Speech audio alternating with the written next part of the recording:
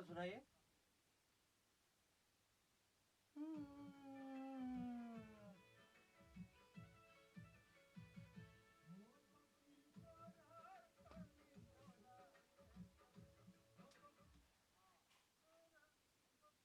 करातानी हो आते हो बबुनी करातानी हो। काटल बोले हैं क्या हम? सुनिए ना थोड़ा सा। कूलिंग चाहिए तल में लिखलू से किसी बाहर के काटल में कसी ईमान। काटल सुने में आता तो क्लियर को करेगा।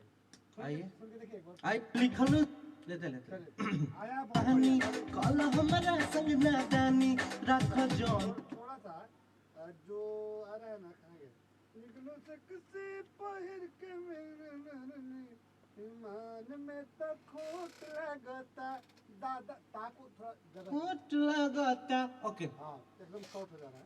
कल हमारा संग नादानी रख जौन कहरिया के ना तो बड़ी परेशानी। लिखलू से किसी बाहर के कटल में कसी ईमान में तो खोट लगता। लिखलू से किसी बाहर के कटल में कसी ईमान में तो खोट लगता। हो देखो कूलिंग चाहिए होई सरबी सिंह मशीन तोहार हट लगता। हो देखो कूलिंग चाहिए होई सरबी सिंह मशीन तोहार हट लगता। तोहर होट ये तो बुलवाए थे सर। मशीन बोला गया है इसमें तोहर खाली लेना है। मशीन तोहार नहीं तो हॉट बोलिए। मशीन तोहार हॉट। चलिए ठीक है। मस्त खोट लगता। हो देखो कूलिंग चाहिए होई सरबी सिंह मशीन तोहार हॉट लगता। हो देखो कूलिंग चाहिए होई सरबी सिंह मशीन तोहार हॉट लगता। तोहर कम सूत्र ऊपर ले जाने के मशीन मशीन तोहर हॉट लगता तो खोट लगता।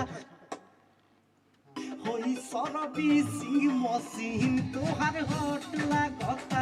हो देखो कूलिंग चाहिए होई सरबी सिंह मशीन तोहर हॉट लगता। क्या है मशीन आज लेते हैं। मशीन तोहर हॉट लगता। आते हैं मशीन तोहर हॉट लगता। हो देखो कूलिंग चाहिए होई सरबी सिंह मशीन तोहर